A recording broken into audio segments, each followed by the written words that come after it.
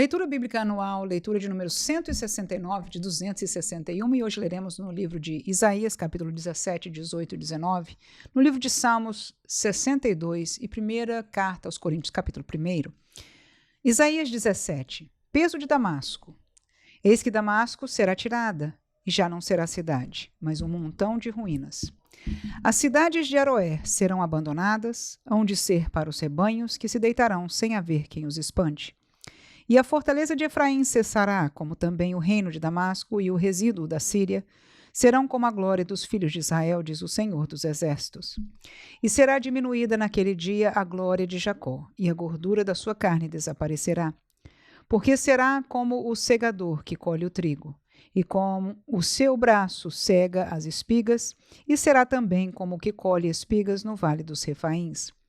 Mas ainda ficarão nele alguns rabiscos, como no sacudir da oliveira 2 ou 3 azeitonas na mais alta ponta dos ramos e 4 ou 5 nos ramos mais exteriores de uma árvore frutífera, diz o Senhor Deus de Israel.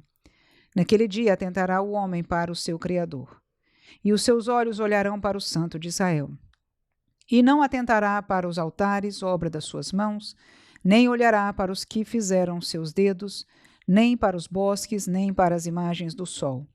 Naquele dia serão as suas cidades fortes como os lugares abandonados no bosque ou sobre o cúmulo das montanhas, os quais foram abandonados ante os filhos de Israel, e haverá assolação.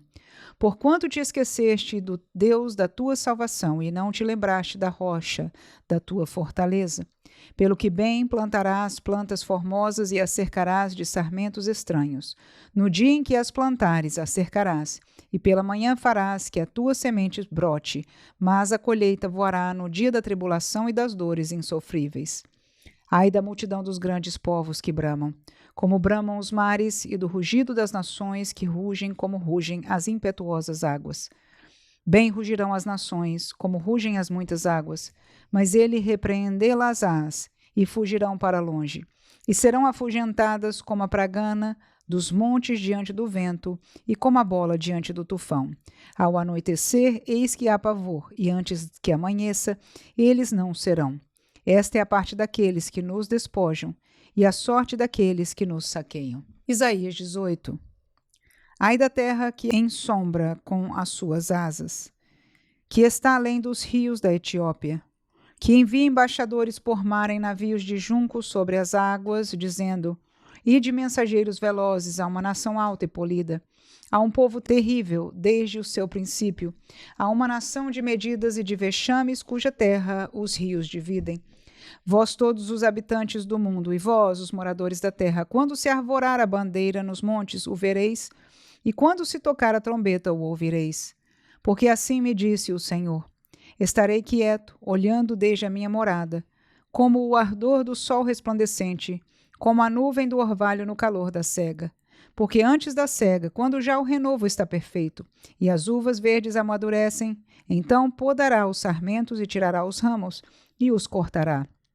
Eles serão deixados juntos às aves dos montes e aos animais da terra, e sobre eles veranearão as aves de rapina, e todos os animais da terra invernarão sobre eles. Naquele tempo, trará um presente ao Senhor dos Exércitos um povo alto e polido, e um povo terrível desde o seu princípio, uma nação de medidas e de vexames, cuja terra os rios dividem, ao lugar do monte do Senhor dos Exércitos, ao monte de Sião. Isaías 19. Peso do Egito. Eis que o Senhor vem cavalgando em uma nuvem ligeira, virá ao Egito. E os ídolos do Egito serão movidos perante a sua face. E o coração dos egípcios se derreterá no meio deles. Porque farei com que os egípcios se levantem contra os egípcios. E cada um pelejará contra o seu irmão, e cada um contra o seu próximo, cidade contra cidade, reino contra reino. E o espírito dos egípcios se esvaecerá dentro deles. Eu destruirei o seu conselho, e eles consultarão os seus ídolos e encantadores e adivinhos e mágicos. E entregarei os egípcios nas mãos de um senhor duro, e um rei rigoroso os dominará, diz o Senhor dos Exércitos.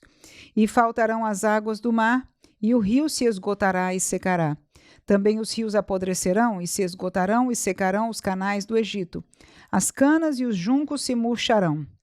A relva que está junto ao rio, junto às ribanceiras dos rios, e tudo o que foi semeado junto ao rio se secarão e serão arrancados e não subsistirão. E os pescadores gemerão e suspirarão todos os que lançam anzol ao rio, e os que estendem rede sobre as águas desfalecerão. E envergonhar-se-ão os que trabalham em linho fino e os que tecem pano branco. E os seus fundamentos serão despedaçados, e todos os que trabalham por salário ficarão com tristeza na alma. Na verdade, loucos são os príncipes de Zoan. O conselho dos sábios conselheiros de Faraó se embruteceu. Como, pois, a Faraó direi: sou filho de sábios, filho de antigos reis? Onde estão agora os teus sábios? Anunciem-te agora, ou informem-te do que o Senhor dos Exércitos determinou contra o Egito. Loucos se tornaram os príncipes de Zoan, e enganados estão os príncipes de Nofe. Eles farão errar o Egito, eles que são a pedra de esquina das suas tribos. O Senhor derramou no meio deles um perverso espírito, e eles fizeram errar o Egito com toda a sua obra, como o bêbado quando se revolve no seu vômito. E não aproveitará ao Egito obra alguma que possa fazer a cabeça, a cauda, o ramo ou o junco. Naquele tempo os egípcios serão como mulheres, e tremerão, e temerão por causa do movimento da mão do Senhor dos Exércitos, porque ela se há de mover contra eles. E a terra de Judá será um espanto para o Egito. Todo aquele a quem isso se anunciar se assombrará por causa do propósito do Senhor dos Exércitos, do que determinou contra eles. Naquele tempo haverá 5 cidades na terra do Egito que falarão a língua de Canaã e farão juramento ao Senhor dos Exércitos, e uma se chamará Cidade da Destruição. Naquele tempo o Senhor terá um altar no meio da terra do Egito, e um monumento se erigirá ao Senhor na sua fronteira.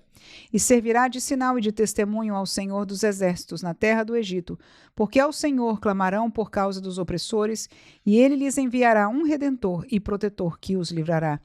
E o Senhor se dará a conhecer ao Egito, e os egípcios conhecerão ao Senhor naquele dia. Sim, eles o adorarão com sacrifícios e ofertas e farão votos ao Senhor, e os cumprirão. E ferirá o Senhor aos egípcios e os curará, e converter-se-ão ao Senhor, e ele mover-se-á às suas orações e os curará.